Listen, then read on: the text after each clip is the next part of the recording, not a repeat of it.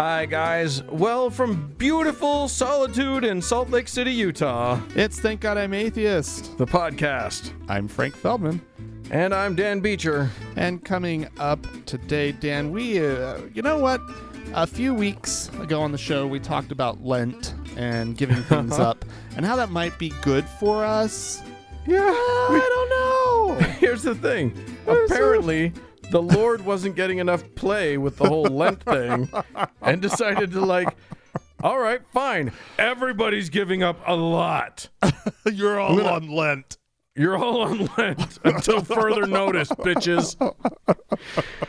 Oh my God, this coronavirus has us lenting, everybody. My so God. we're going to talk about what we've given up for Lent against our will, and what that might mean. Oh God, that's really sick. Okay. Oh my God, fuck this. This is Yeah, no and kidding. again, listeners, we're recording. Frank and I are in the same city but different worlds. Different bunkers. Yeah. So yeah. All right. Well, Dan. Yeah. I have a story coming out of Sacramento, California. Sacto. Sacramento County, to be precise, where health officials have linked roughly 1/3 of coronavirus cases to church gatherings. What? Yes. I'm so totally shocked. Or not, maybe. Or not, because I've got some stories coming up. But yes, go on, please. I mean, there's not too much more than that. They How did they do this? How did they do it? Because they've been tracing stuff back. Okay. They're, they're just like, most of the country at this point. They are under sort of a general lockdown situation, Right. a safer at home or whatever type Right. order. And so there's a statement from in a press release. It says Sacramento County is urging, and not just because the public health order calls for it, all residents from all faiths and all backgrounds to stay home. Lives in our communities depend on it. It's disgusting that this has to be said. The churches, for whatever reason, think they're essential. And here's the thing: if you're a person of faith, okay, fine. Your faith is essential to you, right? Right. If that's what your worldview is, that doesn't mean that you have to like these fucking pastors who think they're just like the centers of the universe, right? Oh my God. And they're like if somebody skips church once, their soul is doomed forever or whatnot. Just to put this into a little bit of perspective, even Mike Pence, Vice President Pence, right? Right. We all know. Mr. won't go into the same room with a woman because he's terrified of Jesus. Yes. Okay. And also this because guy. he's gay, but whatever. This guy, he says that the churches should limit gatherings to 10 people. Yeah. Right. Like this is a blanket rule, and there is absolutely no reason that as a person of faith you have to somehow find yourself disconnected from whatever deity you feel like you have a connection with, right? No. Just modify how you're doing it. Guess what? That fictional God will understand. I promise you. Right. Right. Well, So- he sent the goddamn virus. Why would he be mad at you for avoiding it? Because it's a test, Dan. It is It's a test of your faith. No, Are you going to show up or not, Dan? It's an When intelligence things get test. tough, when times get tough, Dan, are you gonna be a quitter, or are you gonna be a man of faith, Dan? And are you gonna keep going to church? I mean, that's it. Yeah. Right? Oh, I know. It's fucking ridiculous. As a It's matter making of me fact, crazy. I'm gonna- 1/3. Oh my God, that's great. I mean, it's exactly what we would have expected. And I'm going to let that be the transition point to my story, Okay. which is actually a collection of stories. We don't have time on this show to do all of the stories about idiot religious people gathering together. I saw a thing on Facebook just today. I'm actually not being on Facebook, but I have to go and check in on, like, you know, little things, the members only lounge, that sort of thing. I don't check in much, but right now I'm not doing the Facebook thing like I used to. Really? But I happened to see one thing that was a guy not in Utah, but in Provo, which is sort of like, That's in Utah. oh, I meant not in Salt Lake. Okay. It is in Utah. Provo's definitely in Utah. In Utah County, which is the worst human pile of garbage you can imagine. Worst of all the counties. And it was a group of people sitting together under these tents, just showing that they still have their freedom and defying these overreaching governors and whatever. And it was just like, Yeah, they you set up. know what this is for, right? It's not about controlling you. It's about saving people's lives. But there you go. So I'm going to take us to a few places. First of all, Texas, where Pastor Robert Jeffers, who is a dickhead, he's sort of in the inner sanctum with Donald Trump, and just one of the worst guys ever. A couple weeks ago said, quote, "I know some people are saying, well, the NBA is canceling games. Why don't you cancel church services? What we do is more important than what the NBA is doing." Okay, right. He goes on to say that worship is essential. That was a couple weeks ago when we all knew that, like, this shouldn't be what he's saying. Well, now he's singing a different tune and saying, quote, "There are a few fanatical nut jobs among evangelicals right now who are doing stupid things like holding mass church services and promising they will heal anybody who has coronavirus." Yeah, dude, that's like exactly your line 2 weeks ago. Yeah. Anyway, that was one thing, but the one I really wanted to get to is a Florida pastor. It had to be Florida, right? It had to be. Named Rodney Howard Brown, pastor of the River at Tampa Bay Church, who... I've heard of this church before. Have We've you? talked about this church before. Yeah. Well, it wouldn't surprise me. Yep. He was absolutely adamant that everybody gets to go to church, no matter what. So even though there was an order in place saying that people couldn't gather in groups of more than probably 10 or whatever it was, Right. he was going to keep his church open. And he did. Oh, boy. And the idiots, of course, showed up. Like, between 400 and 500 people came to church. Oh, my God.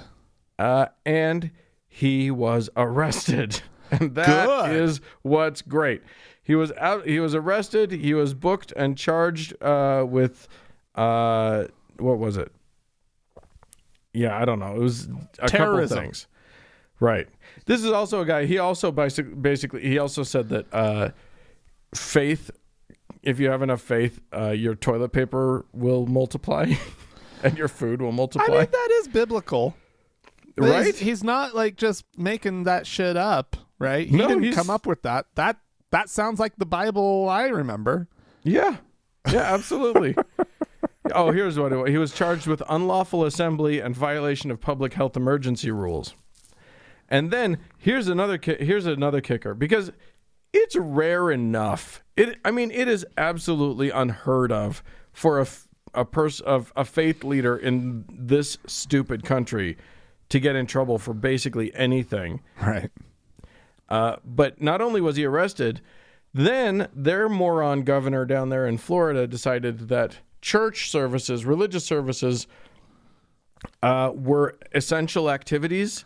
So he modified the order so that those are counted as essential activities, and you can't be arrested anymore.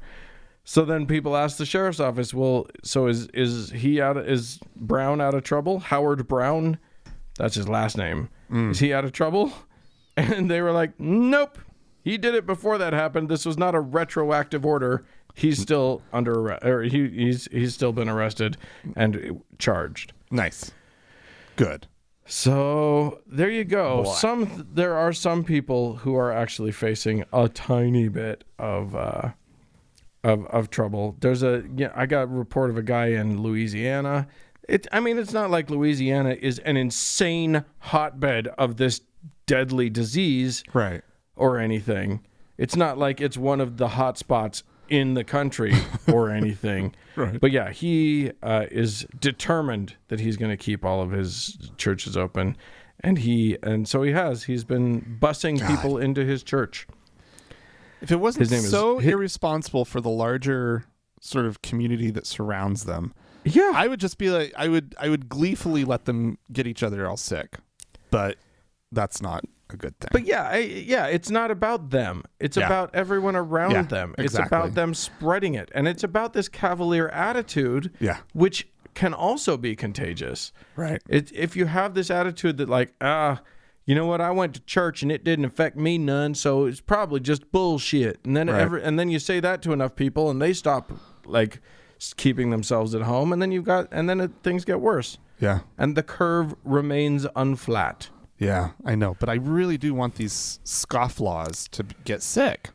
Yeah, I just do. I think it would be. It's the it's justice, right? Yeah, It's to some karma. extent. It's instant karma, right? is. Like you want Yeah. instant karma. You want immediate Except that- results, but it's just grr. Except that that's not how karma actually works. The way karma actually works is it doesn't work at all. And what happens is that a bunch of scofflaw idiots get together, and then somebody nice who's been working really hard to be careful happens to pass one of them when they have to go back to the grocery store. Right. And then they've got it, and they're the ones who die. Right. Absolutely.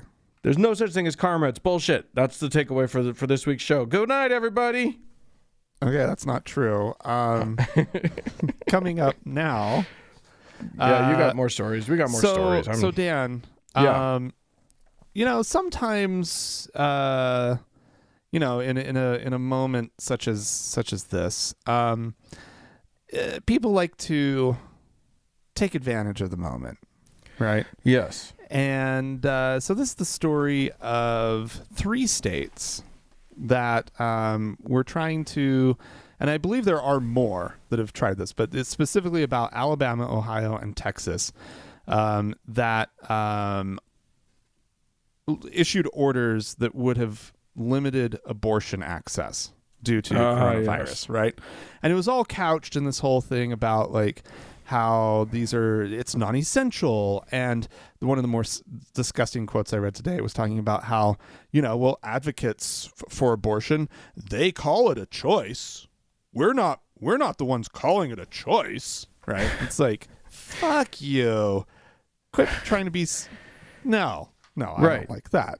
Well, I mean, it is a choice in the same way that like taking care of other parts of your health is a choice. Like, Right, I make but the that's choice. not what they're saying. They're saying, I know.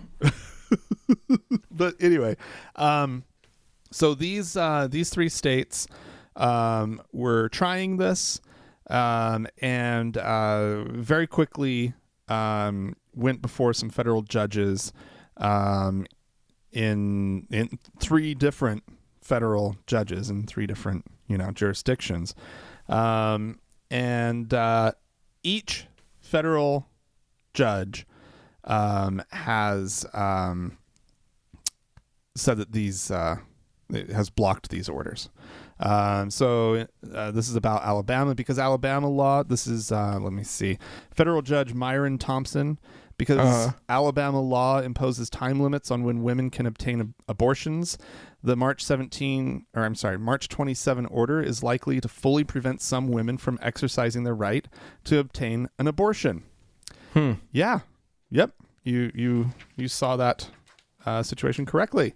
And then let's see, Federal Judge Michael Barrett of the Southern District of Ohio. He says that the Ohio Department of Health's order halting non-essential procedures likely places an undue burden on a woman's right to choose a pre-viability abortion, and thus violates her right to privacy guaranteed by the 14th Amendment. He said that its enforcement would per se inflict irreparable harm.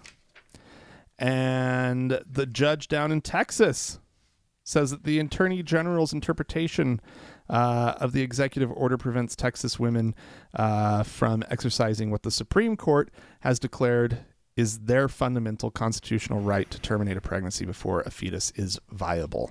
And so they saw through these orders and what,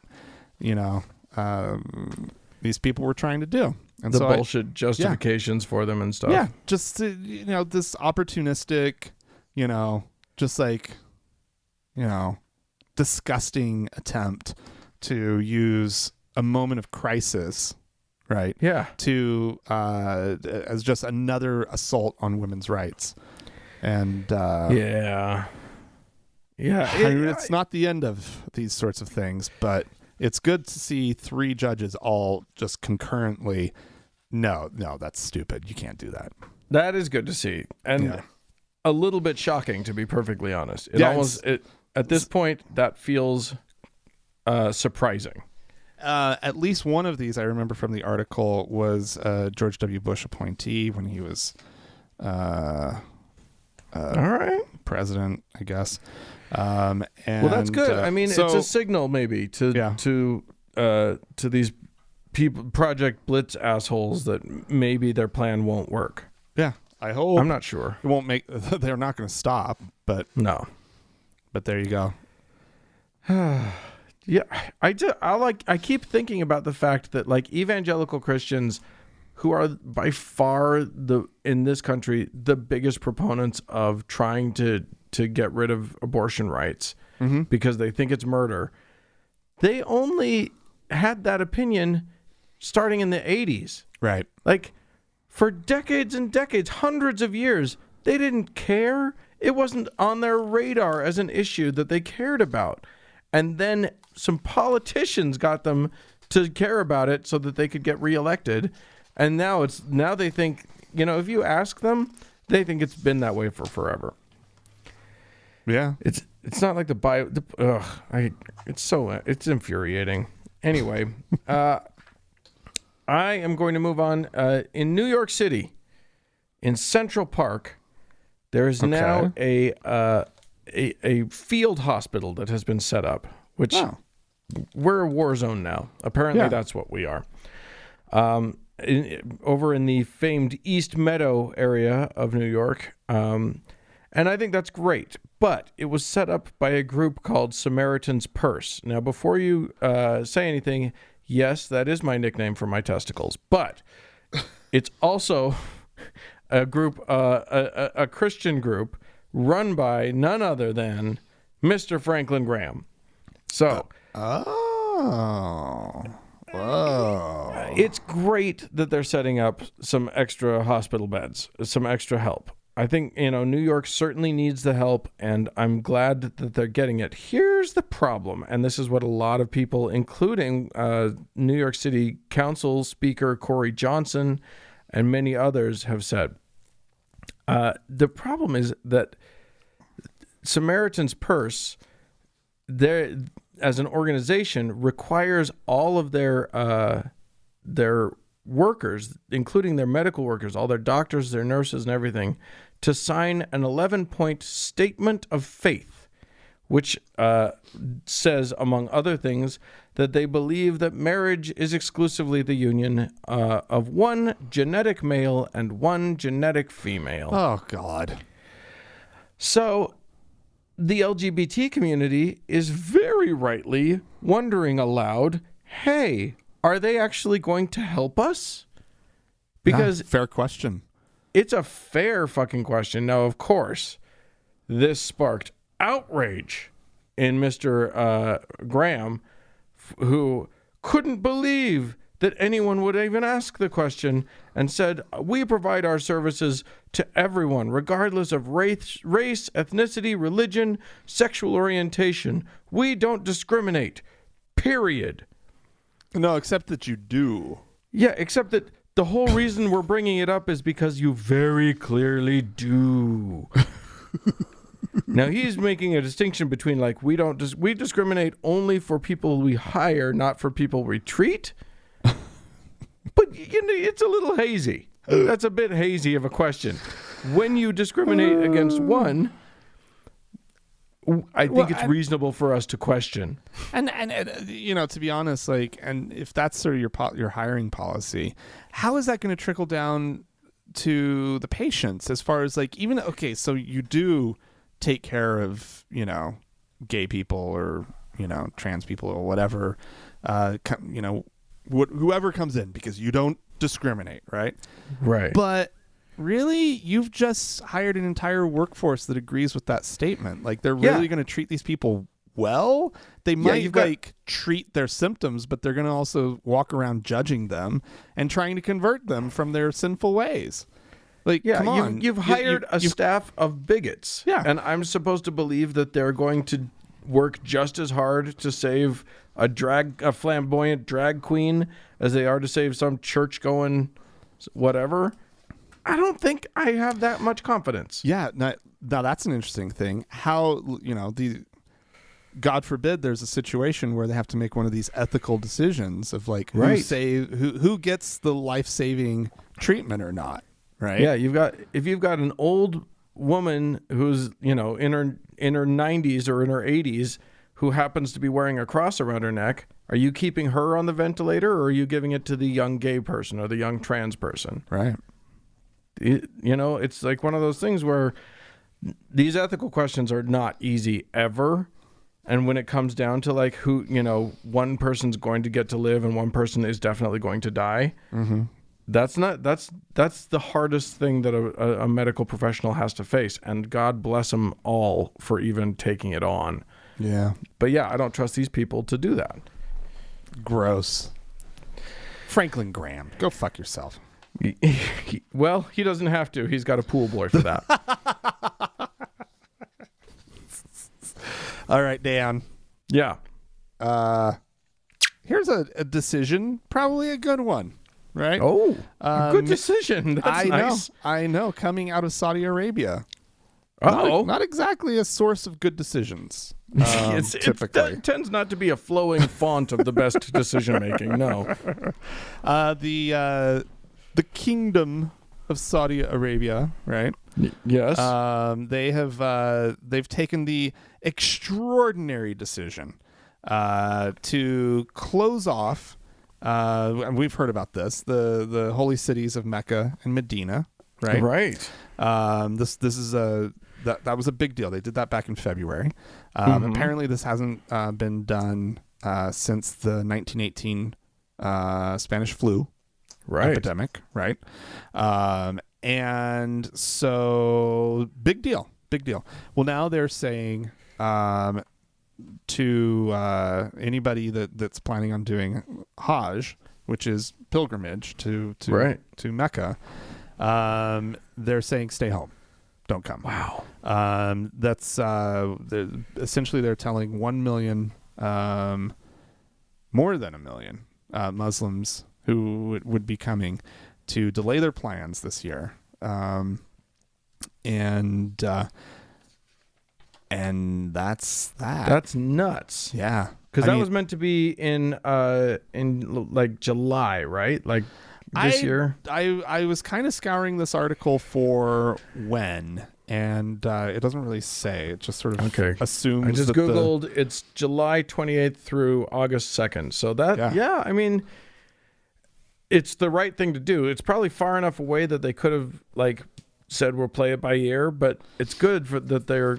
Yeah, that's really great. I mean, essentially, I guess that is kind of what they're doing. They're saying don't book anything yet, right? Oh, interesting. They're saying that, don't come, don't plan on coming, but if everything clears up, then okay, you can come. That's amazing. Yeah. Oh my God, it's once again the takeaway is always the same. We've been saying this for a couple weeks now, but it's just your faith is meaningful until real things happen. And then it's except for these dipshits in the South with their churches, right? Hey, they're the ones that truly believe, and God bless them, and we'll see them in the next life because they'll get there before we do. Oh, yeah. I'm going to talk about now the churches that aren't meeting anymore. Oh. At least not kudos? in person. Are we sending out kudos? Well, maybe more condolences. Here's the thing. Not all churches have been set up for online church, but they want to do it. You know what I mean? Like, now's the time. Now they're trying to be responsible. They're trying to say, don't come to church. We'll come to you. Yeah. And we'll do it because this is the information age. We got the internet now, baby. We can do whatever we got to do. Yeah. We got high, speeds that can deliver a high, good video conferencing for all. Yeah. Just download an app. They're doing Zoom. Yeah. You know what I mean? So many of them are out there doing Zoom. Here's the problem with Zoom. If you say, hey, everybody at our church, we're not doing church, don't come to church, but we're going to do it on Zoom. Everybody can show up. We'll all be able to see each other's faces. Well, there are people who are not good actors in the world. There's a whole lot of people with computers and lots of time on their hands, and they've been Zoom bombing the church services. What does that mean? It means that not everybody is savvy about how they set up a Zoom conference, and so file sharing can be a thing, and so people are sending around horrible messages or like dirty pictures. Are they like, if everybody's face is allowed to be on there, maybe it's not somebody's face that's suddenly in front of a camera. Apparently, church services have been because you get to be anonymous. So, people's genitals are showing up, and apparently, a synagogue was crashed by Nazis. That's shitty. That's not funny. Yeah, that's not funny at all. But like the genitals were funny, but that's not funny. Apparently, one live streamed church service was hacked and replaced with porn. That's pretty good. I want to be clear. I am saying don't do this. No, don't do it. To our listeners. No, do not do this. It's not nice. It's not nice. It might be trolling, funny. It might be funny, but it's not nice. Online trolling in general, unless you're clever and not mean, it's never funny, and it's never cool, and it's stupid and whatever. And most of it is really stupid. Most of it's hateful and bad. Yeah. Every now and then, some of it's clever. Right. But yeah, don't do this. But the churches are having to learn the tech so fast because that's the world we live in. What if you just got into one of these things and you're there, your face is there and everything, and then you just got I don't know, translated. Like right in that moment, right? Like you got raptured, right on camera. Oh my God, that'd be so amazing. Could you? Oh, somebody should set it up so that they literally have 30 or 40 people who are all in a Zoom church, and then one by one people just start get raptured. zipping up. They get raptured, and then everybody else is left to go. Wait, why am I still here? Take me, Lord Jesus, take me. Oh, okay.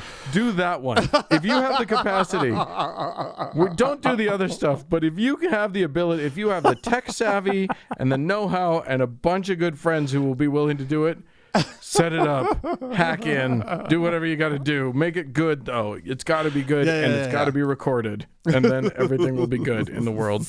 Speaking of Zoom, I'm gonna jump something in here. Oh, you and I have been we've been brainstorming about ways to connect with our listeners while this whole shit is happening. Yeah. And I was thinking that we should do something like a Zoom meetup. Let's do it. So here's what I'm thinking. Everybody who wants to be part of the Zoom meetup, because I want to learn a lesson from these churches and not just open it up to everybody and not just say out a name on or an address on the air. Mm-hmm. But if you want to be a part of a Zoom meetup with us and we'll all just sort of vent our feelings and talk about things and stuff, just shoot shit. Yeah. I think that'd be great. Send us an email, which is podcast@thankgodimatheist.com. Maybe put Zoom in the in the subject line. So that's right. Zoom in the subject line. Send us an email, and we will get something together in the next week. Yeah. And send it out to you guys, and we'll hopefully we can all just sort of we'll try and be in the same spot at the same time, but we'll also record it and throw it on our YouTube page or whatever. Yeah, that's a lovely idea. I think we should do that. So we're gonna do it, and you guys, it's on you to get yourself on the list, though. Yeah, absolutely. Okay, cool. So we'll try and say it again later in the show, or just to remind people, but. Maybe pause the show right now if you want to and send us that email. All right. Speaking of which, if you want to send us an email about anything else, we'll just say it one more time. It's podcast@thankgodimatheist.com. Or you could call and leave us a voicemail message. The telephone number is 424-666-8442. Yeah, go to the Facebook page, facebook.com/TGIAtheist, and click that like button. And while you're there, search for the TGIA Members Only Lounge and request to join. It is a closed group. We will let you in. Also, find us on Twitter at TGIAtheist. I've been posting about my Chia Sophia head, so, it's wonderful. Wonderful. Check that out. You don't want to miss it.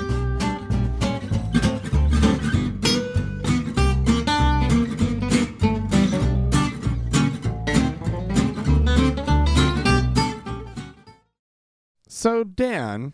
Yes. Coronavirus, obviously, it's all coronavirus all the time right now. And that's really also seems to be the case also for religious types. That's all they can talk about, right? Well, because it's either the end times or it's what they're fighting. It's great fodder for them. Everybody's terrified. That's what they love. Oh, it's just the best thing. And that comet that's coming in like a couple of weeks, which is for real, right? Did you hear about this? Yeah, I read something about it. Yeah, so I'm just waiting for that to be spun into all of this as an end time sign. Right. But anyway, well, Kurt Landry, Dan, do we know this name? It's not one that I've seen recently before. Okay. I don't recognize the guy, but we got some good faith leaders out there. There's plenty. It's an unending well. Well, this guy's got a warning for us all, Dan. He does. So let's hear what his warning is all about. I'm telling you right now, do not pray, do not hope, do not think, oh, praise God, they're going to have a vaccine. That vaccine is from the pit of hell. Okay? Do not pray for those vaccines, and do not take the vaccine. These vaccines are coming. They're not going to be good. They're not good for you physically and spiritually. They're a setup for what shall come later. This is the first step. This is not the mark of the beast. This is not the ID chip. But what will happen with this, and this is the order I believe it will happen in, is they're going to bring this next vaccine and they're going to mark, not in the hand and the forehead, but they're going to have a computer record of everybody who does take the vaccine. But more importantly, they're going to take the ones that do not. And basically the ones that won't take the vaccine will be the Jews and the Christians, because we have religious issues to not take it. And so what a way to kind of gather those names up and gather those people up. And so then when it does come time for the mark of the beast to trade and sell, those that, in order to get the mark of the beast, what will happen is for them to put the chip in, you're going to have proof and verification that you've had these vaccines. And then if you won't take the vaccines, then you don't get the mark. You can kind of figure out where that goes. All this is premature. I'm not trying to scare you, but I have to tell you right now, this is where it's going. Oh, good. Well, as Uncle Mark on the How to Heretic likes to say, all it makes is sense. Yeah. Oh, God. Man, that is some strong thinking right there.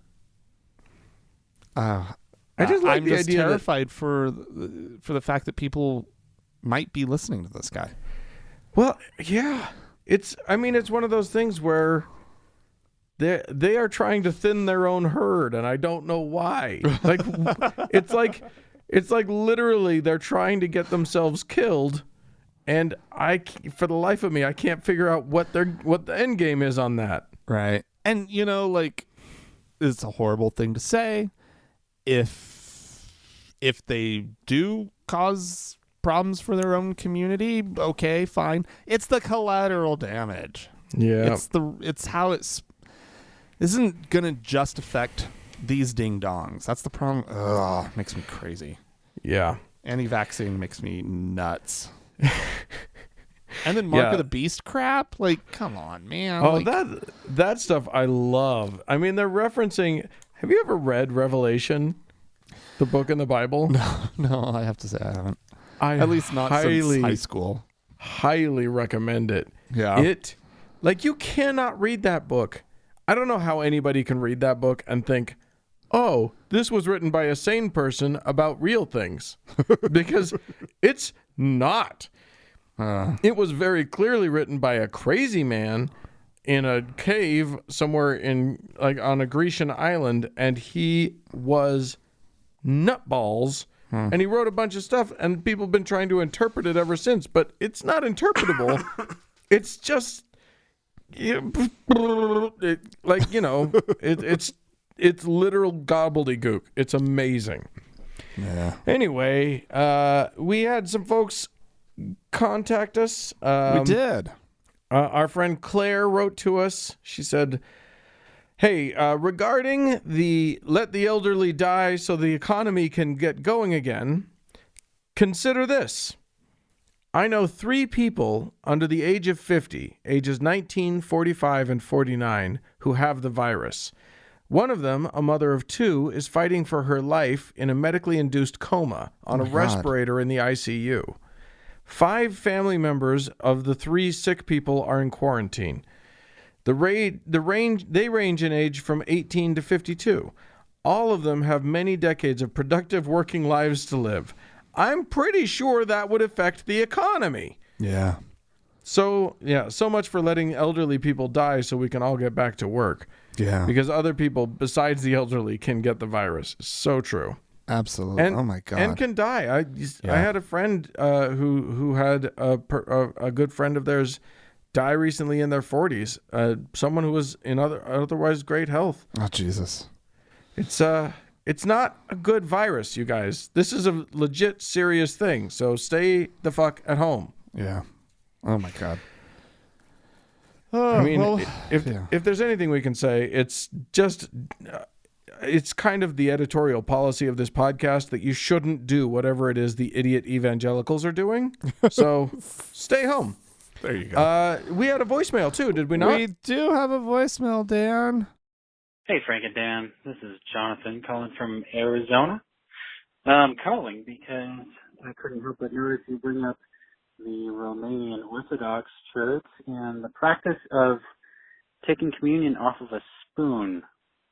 I just wanted to point out that this is common practice throughout the Orthodox Christian world. So you can count on every Sunday liturgy there being literally 100 million believers across the world getting their slimy lips all over that one single spoon in each parish. So that's pretty common. And as far as that little lump of funky stuff on the spoon, that's actually leavened bread that they just kind of dunk in the wine there in the cup and scoop it out.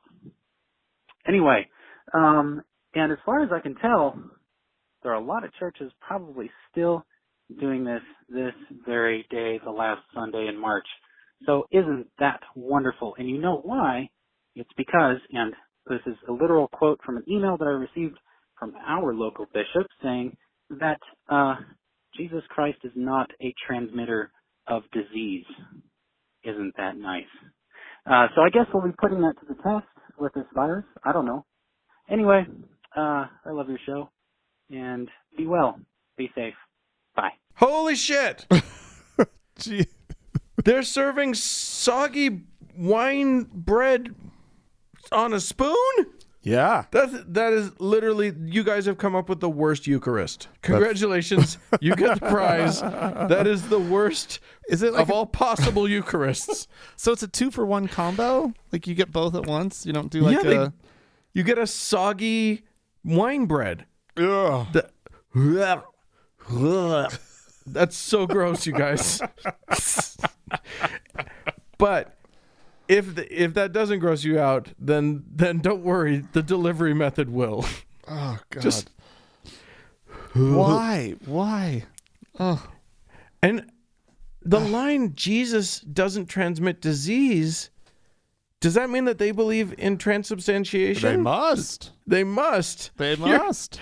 You're drinking soggy Jesus bread. That's so gross. It's bloody. Everything about bloody it. Jesus flesh. That's what it is. Bloody Jesus Flesh. Yeah. Was the name of my band in high school. It was a death metal sort of thing. Yeah, Bloody that Jesus seems about Flesh. right. We didn't last very long, but we had some good cuts.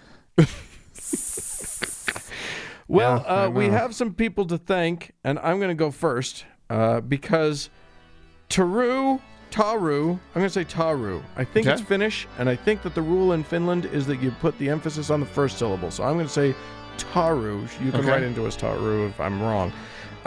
Sent us a one-time donation. Thank you so much. That's really sweet. She had a sweet little message to go with it. We really appreciate that. And over on Patreon, we have some new supporters. Dan, we have a new faithful listener, Blaine. Thank you very much. We have a new beatified listener, Kathy.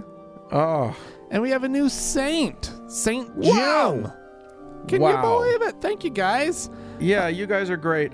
This is one of those times, as we've said before, where we expect, and it is coming to fruition, that we are going to lose a lot of patrons because we've seen the total number go down. Yeah, people's incomes are going away, and I get it, and that's totally fine. We're certainly not mad about it at all.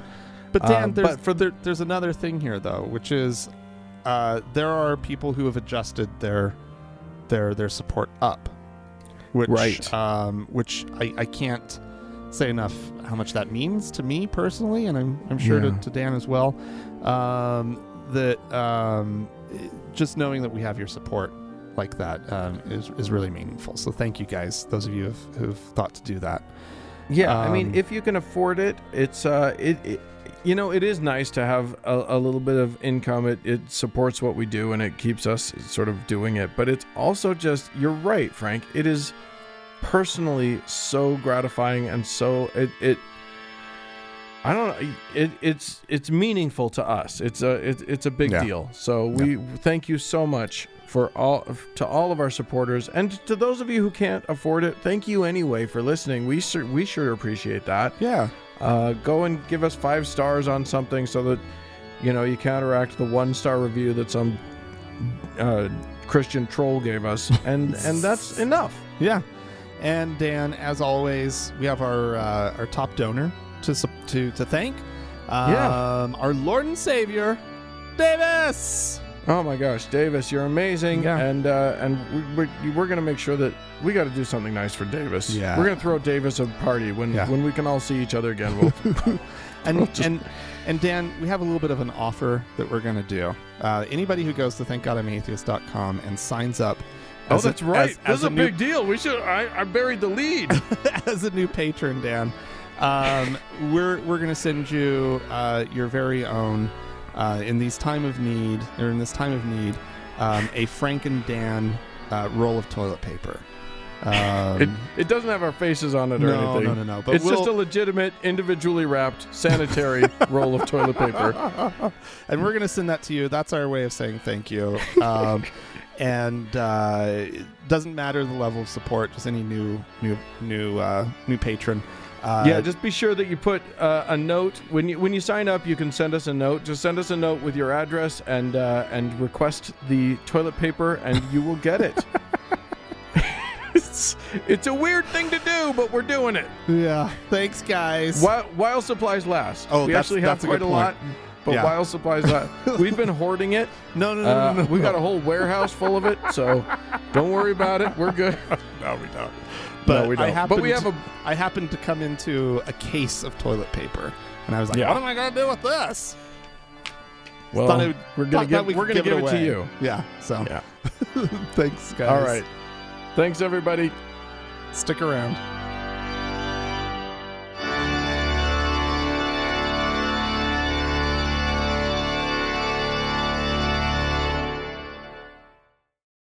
Dan, Oh, Frank. we're living in a time of forced isolation.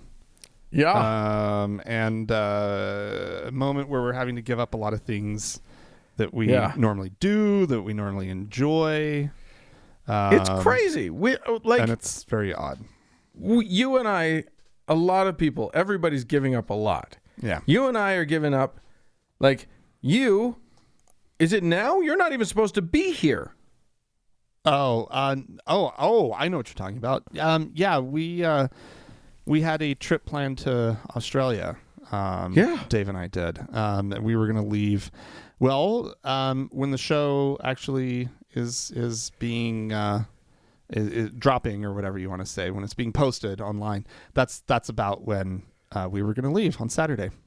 And that has been completely canceled, and fortunately the airline it sounds like we're going to get all of our money back for the tickets and all of that, and we're getting money back from the hotels and whatnot. But yeah, total major bummer. We were going because Dave worked in Australia for like 3 years and has a lot of friends, and we were going to go visit them. And yeah, and it's a big deal. Real bummer. It is hard to plan a big trip like that. Yeah. And it it's months of preparation and planning and all this stuff, and then it's just gone. Just gone. I have a couple trips planned. We've already canceled the first one, which is to a nice little jaunt over to New Orleans. I was excited about that. Yeah. Haven't been there for a long time. Yeah. That's dead in the water. I'm not going anywhere near that state. Are you kidding me? Yeah, no kidding. And then I got a big other trip to South America planned. That's probably dead too. Depending on the timeline, but I'm pretty sure it's gone. That was Andrea's whole family. That was like my entire in-laws. None of them ever get to go anywhere. Oh God. And they've been saving their shekels for years. Oh God. To do this thing. Yeah. And it's looking like we're probably not going to be able to go. Oh, what a bummer. So it's like, yeah, we're in a time where we're giving shit up, and we're doing it because, those of us who are responsible, not, religious attending dickheads, we want to save as many lives as we can. We want to make sure that this thing, Donald Trump just made an announcement that, if we don't I think his good goal was only 250,000 deaths. The model that he's been looking at, there's a scenario on there where it could be as few as 100,000, and that's what he was originally saying. And I think you're right. I think he's now talking about a slightly higher number. The issue is that, what I've heard about it is that we're not doing everything that we need to do to even hit the number that he's talking about. Yeah. We need more states to be on total lockdown. We need more people taking it totally seriously.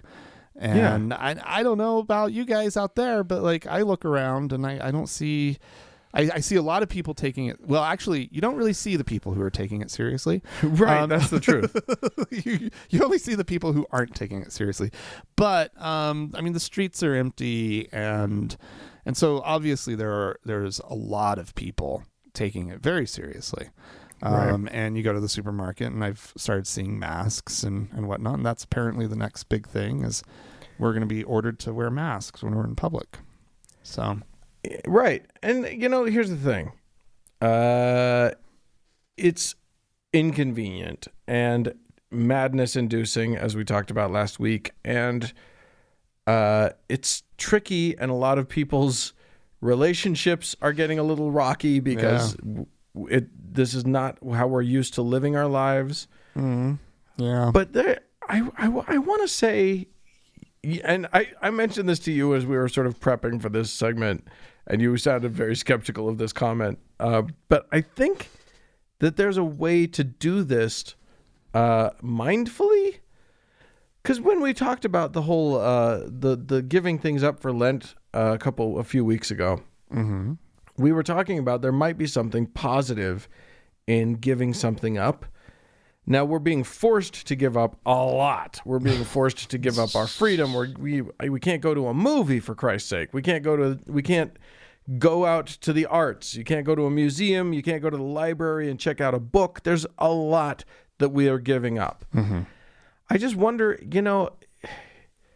I think we've all thought of this, but it is an opportunity. It is to just sort of check in with who are we without those things. Right. And who, and can this be a time when new healthy habits are formed, or when new good ideas come to us?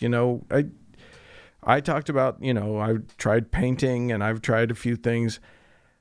I think it's just an opportunity to look at your life and sort of, the Etch-a-Sketch has been shook. And, once we get over the initial shock of it, which you and I were saying, initially we were both having a pretty rough time.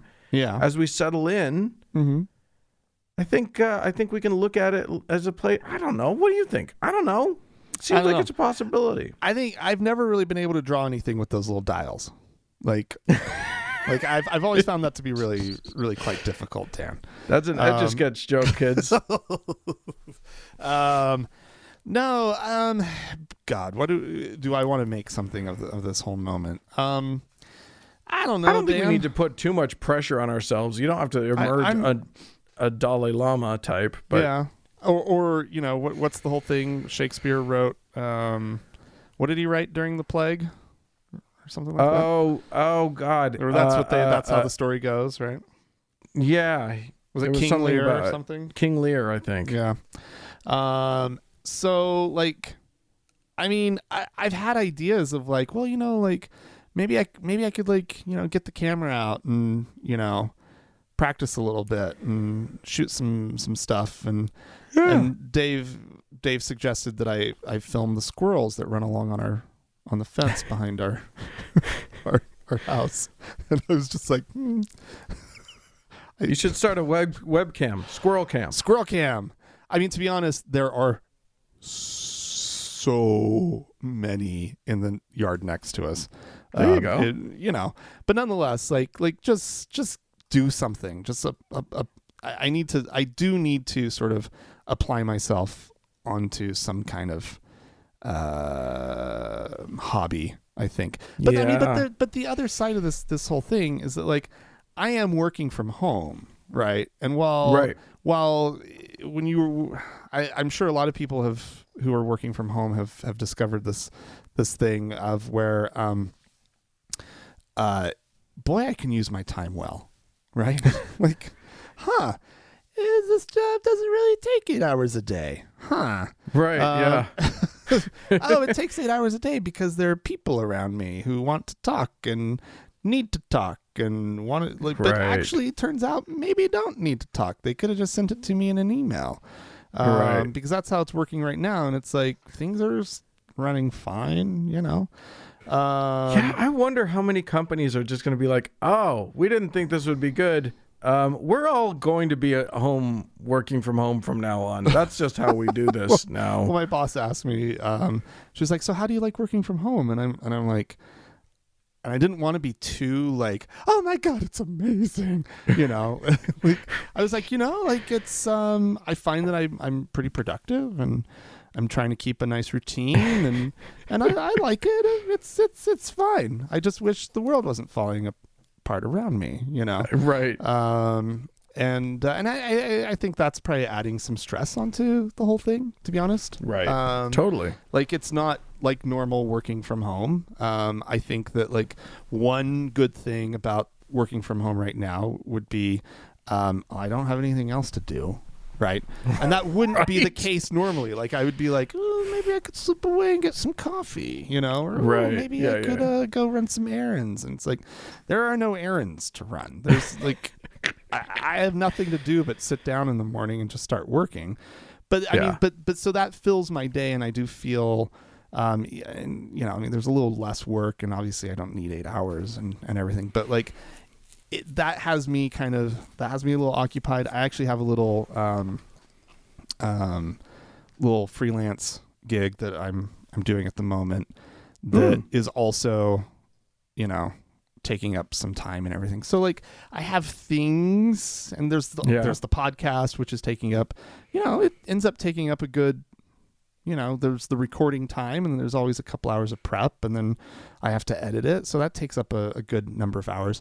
And so like I'm not going crazy from lack of stuff to do. I'm sort of just right now picking myself up from kind of a spiral of just general blueness, of just like things just felt like they were getting worse and worse. Like you turn on the news, or you know, I euphemistically turn on the news, you know, you look at the news and read what's going on, and it's like, holy shit, and it just keeps piling on, and I think that was taking some emotional toll. And I think now it's like, okay, you know, as much as this can feel normal, you know, maybe it's not normal, but it's my new routine, and it's starting to feel like a routine, and I'm settling into it. So I don't feel as unsettled, I guess, actually. Oh, that's good. Which is really good, because I was really starting to feel pretty just like meh.